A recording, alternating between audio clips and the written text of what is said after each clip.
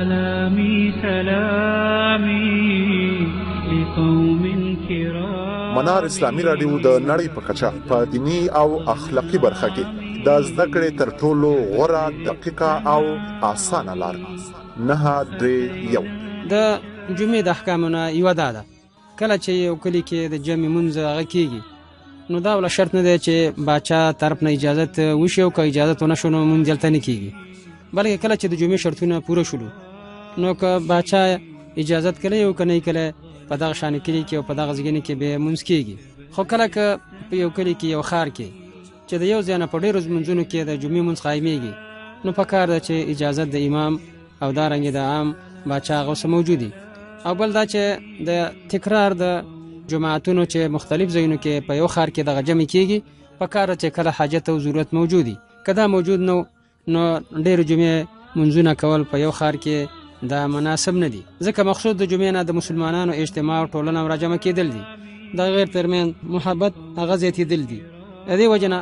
رسول سلام په مانځه د جمعې کې مدینه منوره کې یوازې همدغه په جومات کې همدغه د جمعې منځ کېده. دارنګې د هغې نه وروسته د خلفاو زمانه کې او د صحابو زمانه کې چې هغې ټوله هم په دغه مدینه کې په یوازې مسیح رسول سلام کې منځ کوو او ډېر ځایونه کول. خو کله د رسول سلام په زمانه کې ځینې کلي د مدینې چې مثلا عوالي چې هغه لرې هم وو خو د هغې سره یوازې د رسول سلام جومات ته حاضرېدل او په هغې کې یوازې د جمعې منځ کېده. خو کله که حاجت موجود شي مثلا چې مخکنی جومات ته هغه تنګ شي خلک پکې ځایږي نه او توسعه او پراخي ممکنه نه یا دا چې ښار ډېر زیات غټ شي او د خلکو حاضرېدل یو جومات ته په هغې کې مشقت او تکلیف یا دا چې ښار د خلکو ترمنځ د یو تر بل څه دښمني او بل څیزونه موجود دي که دا خطرې که یو ځای کې راجمع شي اختلافات او یا فتنه واقع کېږي. نو په دې سبب باندې که چېرته جمعې منځونه په ښار کې په څو ځایونو کې قایم کړی شي بیا پروا نه کوي، په دوه ځایونو کې یا د هغې نه سوا خو کله چې حاجت وي که په غیر د حاجت نه همدغه شانې کېږي بیا مناسب نه ده. او دارنګې د جمعې د احکامو نه یو دا ده د جمعې په ورځ باندې جومات ته راشي نو د خلکو په چټونو باندې به مخکې صفونو ته تېرېږي نه، بلکې پکار ده چې مخکې نه سړی راشي او مخکې صف کې ځای ونیسي. خو که څوک وروسته راغی نو وروسته صف کې کوم ځای کې چې ځای پیدا کړه هغه ځای کې دې کښېني او د خلکو په چټونو باندې دې اخوا مخکې صفونو ته نه وړي، ځکه رسول سلم یو سړی ویل ده چې هغه د خلکو چټونو باندې اوښته او مخکې طرف ته صفونو ته روان و. نو رسول سلم ورته ویلې اجلس فقد آذیته چې همدغه هلته کښېنه دا خلکو ته تکلیف ورکړ. بل دا چې په دې کې خلکو ته تکلیف ورکول دي او هغه یې دې نه مشغوله کوي چې خطبې ته غوږ کېږدي نو دې وجه نه دا کار مناسب نه دی. خو که چېرته امام راغی او خلکو مخکنو صفونو کې ناست وو نو پروا نشته دی چې هغه مخکې طرف ته لاړ شي اگر که د خلکو په چټونو باندې اخوا واوړي، ځکه دا چې د خطبې ته او د امامتۍ ځای ته په بله طریقه باندې رسېدلی نه شي په غیر دې نه چې صفونو منځ کې هغه ځای ته زیان ونه رسوي. بیا د جمعې په ورځ باندې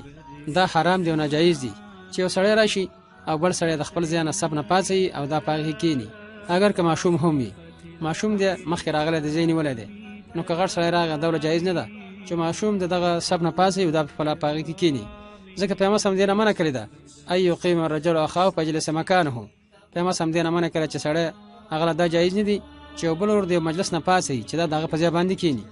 اول دا چې دا کار کله کله د مسلمانانو ترمنځ بېنیتي او دښمني رامنځته کوي، بغضونه پیدا کېږي او دا چې د مقصود د جماعت ته چې هغه الفت او محبت دی د هغې سره منافات لري. دارنګې منځ کوونکي دا مناسب نه دي جایز نه دي چې هغه جومات کې ځان دپاره خاص یو ځای ونیسي چې هماغه ځای د هغه دپاره شړ پروت او کله چې راشي هغې کې ودرېږي او که نه یې هماغه ځای شانې شړي. مګر دا کله که ضرورت په خاطر باندې څوک د جومات نه وځي ضرورت ته پیدا شه لکه اودس یې مات شو اودس تازه کوي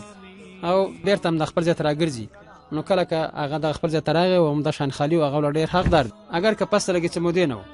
ځکه چې دا د عذر د وجې نه ده. او رسول صلی فرمایي من قام من مجلسه ثم رجع الیه فهو حق به، څوک چې د خپل ځای نه پاڅېده او بېرته ته واپس شو نو هغه د هغې باندې ډېر حقدار دی. او یا دا چې د هغې عذر ختم شي. خو که چېرته څوک د مجلس نه پاڅېږي تاخیر یې وکړه وروسته والی وکړه سستي وکړه نو بیا هغه د بل چا نه حقدار نه دی چې بل چا هغه ځای نیولی دی چې هغه ځای بیا هغه ته خالي کړي. بیا کله چې څوک جومات ته داخل شه او امام خطبه ویله د خطبې په حالت کې نو دا سړی به نه کښېني تر څو پورې چې 2 رکعته لمونځ یې نه وي کړی او هغه کې به اوږدوالی نه کوي بلکې په اختصار طریقه به یې کوي، ځکه رسول صلی الله علیه وسلم یو سړی ویل ده چې جمعې په ورځ باندې جومات ته داخل شه او کېناسته لمونځ یې ونه کړه پیغمبر صلی الله علیه وسلم خطبه ویله نو پیغمبر صلی الله علیه وسلم ته امر وکړه چې پاڅېږه 2 رکعته وکړه او بیا رسول صلی الله علیه وسلم خلکو ته ویلي اذا جاء احدکم یوم الجمعة والامام یخطب فلیرکع رکعتین ولیتجوز فیهما. وایي کله چې ستاسو یو کس جمعې ته راغی او امام خطبه ویله نو دا د 2 رکعته وکړي او مختصر دی کې ډېر دی اوږد کوي نه. بیا د خطبې حالت کې خبرې چې ده هغه جایز نه دي کله چې امام خطبه وایي، ځکه پیغمبر سلام وایي اذا قلت لصاحبك يوم الجمعه انصت والامام يخطب فقد لغوت. کله چې تا خپل مرګري ته د جمعې په ورځ باندې په داس حالت کې چې امام خطبه ویله خپل مرګري ته ویل چې چپ شه نو تا دا هم لغو کار وکړه، او چا چې لغو کار وکړه هغې دپاره اجر د جمعې نشته که نور حدیثونو کې راغلي دي. خو که امام هغه څه ضرورت محسوسه کړي او د کوم لمونځ کوونکو یو کس سره خبرې کوي او یا دا چې د یو سړي څه ضرورت دی او د خطبې حالت کې امام ته یو څه خبره کوي نو بیا دا پروا نه کوي. کله چې دغه کار او دا خبرې د مصلحت د معنی سره تعلق ساتي او که په غیر د هغې نه خو چې هغه خبرې چې هغه جایز وي، خو که چېرته داسې خبرې وکړي چې هغې کې مصلحت نه وي نو هغه بیا جایز نه دي. او دلیل دې خبرې حدیث انس رضی الله عنه دی چې هغه وایي پیغمبر صلی الله علیه وسلم د جمعې په ورځ باندې خطبه ویله نو خلک پاڅېدل، اواز یې وکړه چې یا رسول الله قحط المطر واحمرت الشجر واهلكت البهائم فادعوا الله يسقينا. و یا رسول الله باران خاصاری شو، باران نشو دی، ونې سرې شولې او چارپایان چې د هلاک شولو د الله تعالی نه دعا وغواړه زموږ دپاره چې باران وکړي. نو رسول صلی خطبه رسول د خطبې په حالت کې یو کس یا څه کسان پیغمبر د आवाज وکړ نو پیغمبر سم دعا وغوښتله چې اللهم اسقنا یا رب العزت موږ ته باندې باران وکړي. نو انس رضی الله قسم په الله باندې چې اسمان کې څورز نه ښکارا کېدله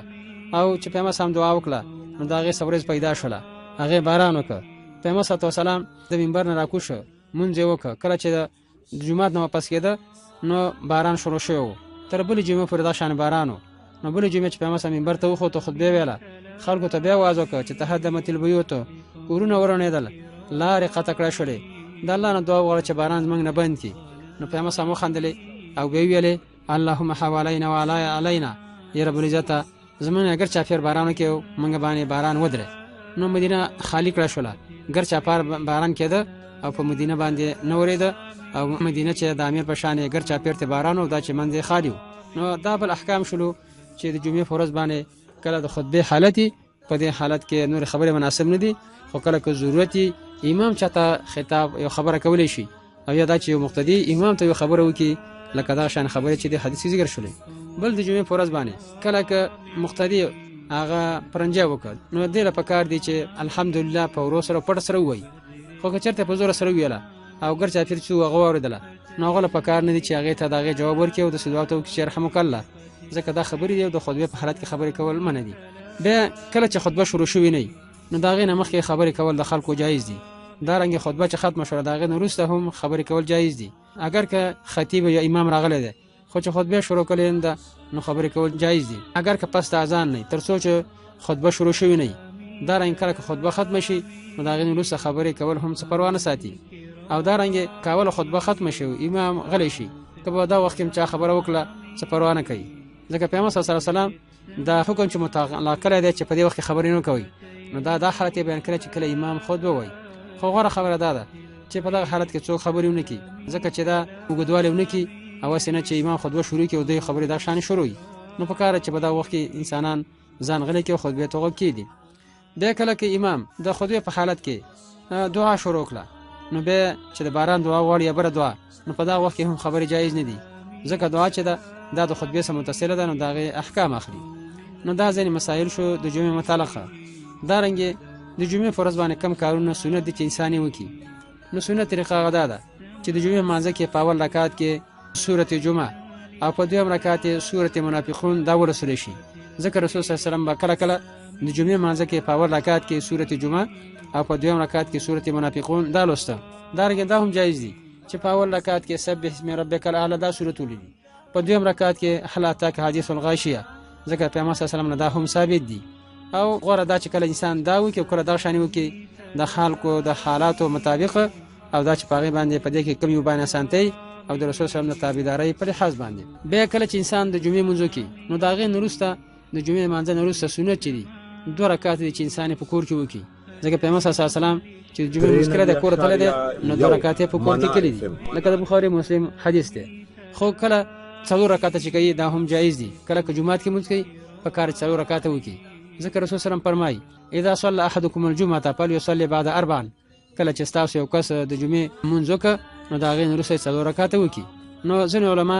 د دې حدیثونو ترمن جمع په دې طریقه باندې کوي چې جمعات کې کوي کار 4 رکعات وکي او کور ته ځینو په کور کې 2 رکعات وکي خو ځینو علما چې مثلا دا کولی شي چې 4 رکعات یو ځل وکي او 2 رکعات بل چې د رسول سم په داشانه هغه څه اقتدا وکي به د جمعې لپاره دا هم سنت طریقه ده چې د جمعې لپاره غسل وکړي شي اگر که د سبا راختل نه وروسته جمعې فرض باندې غسل وکړي شي نو د جمعې فرض باندې غسل کول سنت طریقه ده ځکه که سبا نه وروسته غسل وکړي شي دا جایز ځکه سبا چې راوخته ورځ شروع شوه ورځ شروع کېدل په سبا د راختلو سره شروع کیږي به احوط او احتیاط پدې کې ده چې انسان کله چې راوخیږي نو دغه وروسته غسل د جمعې د ورځې لپاره وکړي او د جمعې د غسل وخت چې دغه ختميږي کله چې ساعه شروع شوه جمعې مانځه ته خطبه شروع شوه به د غسل د جمعې فرض باندې دا چې د خاصی په اچاب سي جمعې مانځه ته راځي ځکه پیغمبر سم فرمای اذا جاء احدكم الجمعه فليغتسل کله چې وکړ تاسو جمعې ته راځي جمعې مانځه ته راځي نو دغه د غسل وکړي نو په دغه باندې غسل لازمي دي خو کنور عام خلک یو کې نو هم ولا مناسبه په کار دي ځکه ځون حدیثونو کې راځي چې په هر ورځ کې ورځ غسل په کار دي چې په هغه کې هغه ورځ جمعې ده دا رنګ بل سنت طریقه ده چې انسان په دغه جمعې په ورځ باندې څومره ځان صفا کولی شي جامع او نور ټول بدن چې هغه صفا کی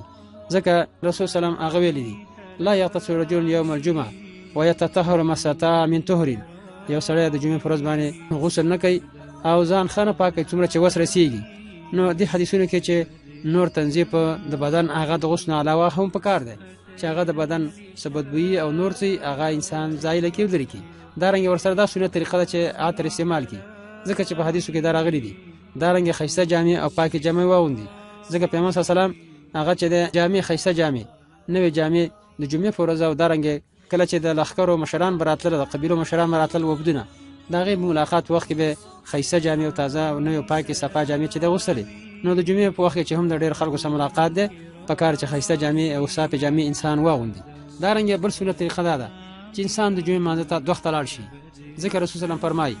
من يغتسل يوم الجمعه ثم راح في الساعه الاولى فكانما قرب بدنه کوم انسان چې د جمعې فرض باندې په اول ساعت کې غسل وکړي او د جمعې مانځه ته لاړ شي نو د دومره ثواب کېږي که یو خچ خیراتی کی او څوک چې په دویم ساعت کې لاړ شي دومره ثواب کېږي لکه یو غواچ خیراتی کی څوک چې په دریم ساعت کې لاړ شي دومره ثواب کېږي لکه یو غړې چخکرور غړې هغه خیراتی کی او څوک چې په څلورم ساعت کې لاړ شي دومره ثواب لکه یو چرګ چې خیرات ورکي او چې پنځم ساعت کې لاړ شي لکه یو انډا د چرګ هغه چې خیراتی ورکي دا حدیث په دلالت کوي چې جمعې ته چې انسان څومره دوخت لاړ شي هغه عمره ثواب زیات کیږي او غوړه ده د غسل کول نورسته دا رنګ د صفاینه او دا رنګ خیسته جامه غسل نورسته د چې څومره دوخت جمعه ته کتلی شي به دا رنګ د جمعې پر باندې سنت طریقه ده چې سړی د جمعې منځ ته پیدل لاړ شي په قدمونو باندې په سوالای کې لاړ نشي دا سنت طریقه ځکه پیغمبر صلی الله علیه وسلم فرمایي من غسل وغتسل وبكر وابتكر ودنا من الامام وشا ولم يركب هغه انسان چې غسل وکړ او ډیر وخت لاړ امام ته نږدې ودرېد او پیدل لاړ په قدمونو باندې سوالای باندې سور نشه نو دغه انسان ته د دې جمعې ته به جمعې پورې ګناونه چې هغه ماف کیږي هغه پر کفاره ده بل دا چې پیدل تک کې پدې کې عاجزۍ ته نږدې ده دینه چې سړی په سوالای باندې لاړ شي او بل دا چې پیدل رواني نو په هر قدم باندې دغه لپاره یو ثواب لیکل کیږي او ګناه دغه نه کمیږي خو که چرته کور لري یا کمزور او مریضي او سوالای ته ضرورت لري نو دا که په سوالای باندې زی هم سپروانه شته جایز ده او کوم چې هغه ته کې اسانتي چې هغه کارو کې هغه ولا غوړه ده بل سنت طریقه ده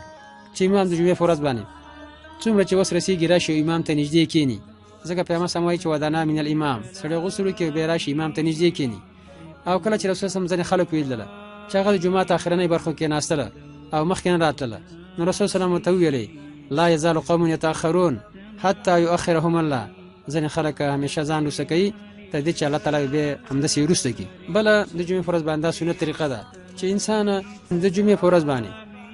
سورته کهف ولولي ځکه پیغمبر سلام هغه ویل دي من قرأ سورة الكهف في يوم الجمعة أزاله من النور ما بين الجمعتين کوم انسان چې سورته کهف د جمعې فرض باندې ولولي نو د انسان لپاره د دوه جمعې ترمنځ دا جمعه چې رڼا کړی شي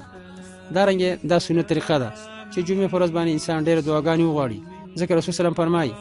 جمعې کې یو ساعت ده لا يوافق عبد مسلم هو قائم يصلي يسأل الله شيئا الا اعطاه اياه چې د جمعې فرض باندې یو ساعت ده چې مسلمان بنده چې ولاړ یو رب ته دعا غواړي واجزي کوي مونږ کوي د الله نه شنه غواړي مګر رب العزت هغه ور کوي انسان په کار چې جمعې فرض باندې ډېر دعاګانې وکړي خاص کر د جمعې ورځ د مازیګر مانځنه وروسته تر ماښام مانځه پورې چې په دغه وخت کې چې ډېر د اجابت ساعت او یا د دعا چې قبلېږي چې دغه ساعت ځینې حدیثونو کې چې دا د مازدیګر مانځه نه تر ماښام مانځه د په منځ کې د خلق غونډه کې ساعت دی چې کوم بنده د رب نه دعا غواړي نو د هغې دعا قبلېږي. دارنګې نو انسان په کار چې دغه ورځ باندې ډېر دعاګانې وغواړي چې په دې نیت باندې چې کېدای شي چې دغه ساعت سره موافق شي او دعا یې قبوله شي. بل دا چې انسان پر رسول سلام باندې د جمعې په ورځ باندې ډېر درود ووایي، ځکه پیغمبر صلی الله علیه وسلم د دې امر کړی دی چې د جمعې په ورځ باندې ما باندې ډېر درود ووایي چې هغه ویلي دي اکثروا علی من الصلاه یوم الجمعه، د جمعې په ورځ باندې ما باندې ډېر درود ووایي. نو دا د انسان لپاره د کامیابۍ او د ګټې لار ده چې په دغه ورځ باندې صفایي پاکوالی جومات ته د وخته راتله، په ډېر دعاګانې وختل، پیغمبر صلی الله علیه وسلم باندې ډېر درودونه ویل چې دا ټول د انسان لپاره ګټه ده او د هغې دپاره اجرونه د هغې زیاتېدل دي. دا د جمعې متعلق ځینې مسایلو. منار اسلامي رادیو د نړۍ په کچه په دینی او اخلاقی برخه کې د زده کړې تر ټولو غوره، دقیقه او اسانه لار 931